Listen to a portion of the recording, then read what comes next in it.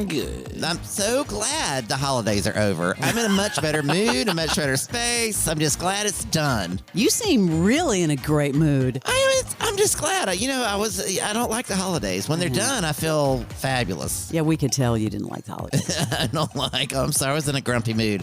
I apologize. Well, are we picking back up with things to do in town over the weekend? It's still a little slow, but there is a show that happens in Atlanta. It used to happen annually, and it kind of slowed down for obvious reasons. And it's back this year, 2 shows. I'm talking about Mike Geier, a.k.a. Puddles Pity Party. Oh, yeah, Puddles. He is ditching Puddles Pity Party. He's back with the King Size Band. Every single year, I don't know if you guys remember this, but he did something called the Elvis Royale Vegas show at Variety State Playhouse. It is, I'm telling you,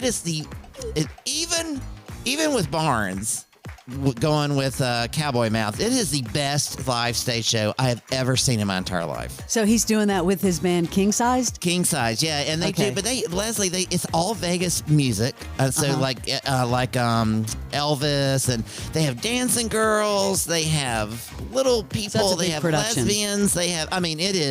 It's the best show. I'm telling you, the high energy. You would love it, Barnes. You would love it. What does this have to do with me and Cowboy Mouth? Because I said on air before that you going on stage with Cowboy Mouth is one of the best concerts I had ever seen. Thank you. I didn't know what I think it's one of the. It's just you got to admit, Cowboy Mouth, that energy level they bring to a live show. Got it. It's that kind of energy, but Elvis songs, and Mike Geier is 6'8", wow. And he's out of that damn costume. He is not Puddles. It is old Mike Geier that used to go see down at the Tiki. What was that one downtown, that Tiki bar that everyone went to? Vic's Trading. What is it? Remember that everyone would go to Vic's Trading something downtown. Steve, he's the Tiki bar guy. Yeah, Steve knows that kind of stuff. Steve would know. Yeah. So they actually have 2 nights, Friday and Saturday. I will be at the Saturday show. Just saying, I do not miss it. This is weird that I would promote this, but actually this is something I go to every year, the Atlanta Boat Show. This is why I like going to the Atlanta Boat Show. They have cocktails outside. They don't allow the cocktails, so you get a nice cocktailed up, and you sit on these yachts on the thing, and you pretend like you're rich, and it's summer, and it's just, I don't know, it's fabulous. I love the boat show. So that's why you go to the boat show? To pretend you're rich. And on a yacht? Yeah.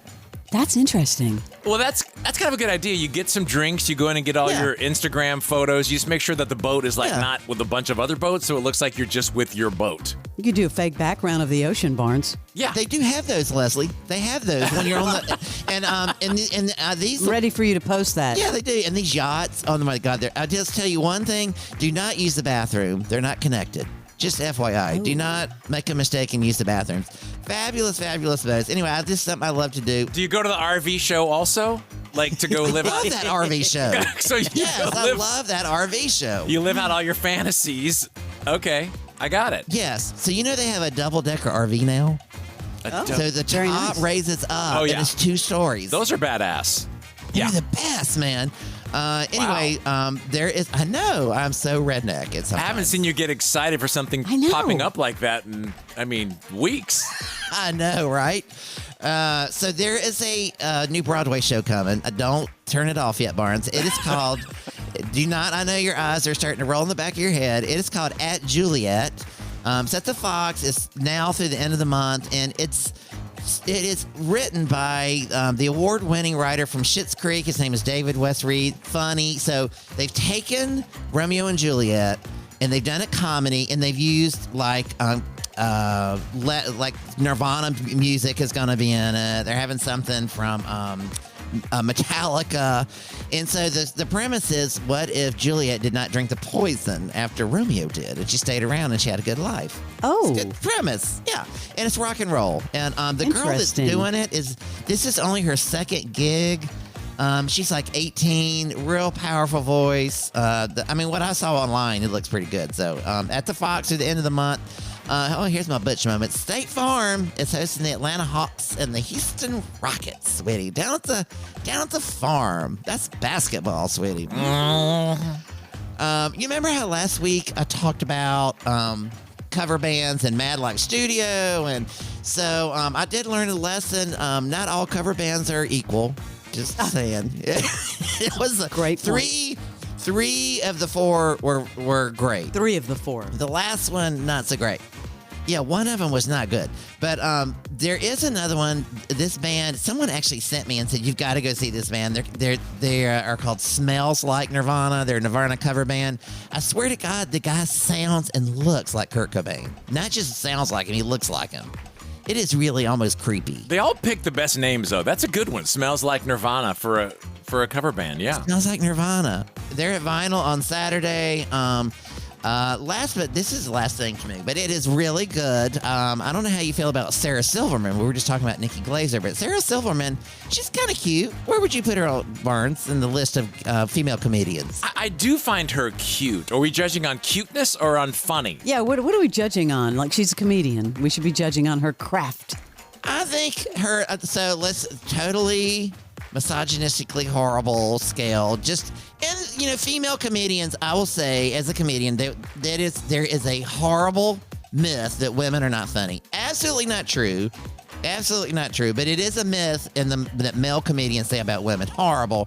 So one of the things that male comedians always will say is, so she's not pretty enough. So there is like a hierarchy of when you see a woman on stage, are they attractive? Are they not attractive? I think Nikki Glaser is like, she was on at the show, the Golden Globe. She was prettier than I've ever seen her. She was smoking. She had her glam squad, for sure.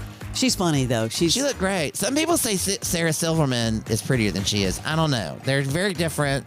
Blonde, brunette. Well, I think they are equally, I'll say, cute. They're both equally cute and equally funny in different ways. Yeah, they're different, I think. I agree with you, Barnes. Yeah. I like Nikki Glaser's comedy better because I like an acid tongue. I want to see her take people down. That Nikki Glaser is a roaster. I think that's hysterical. I'd like to see a joke off between those two, like Eminem style battle.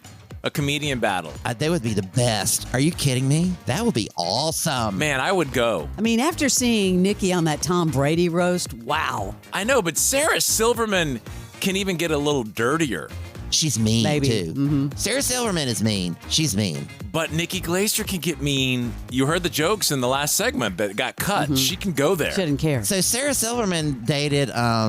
oh my God! What is the guy that the Family Guy? Jimmy Kimmel. She did Jimmy Kimmel. Yeah. She did, the guy that did Family Guy. What is his name? You know I'm talking the cute one.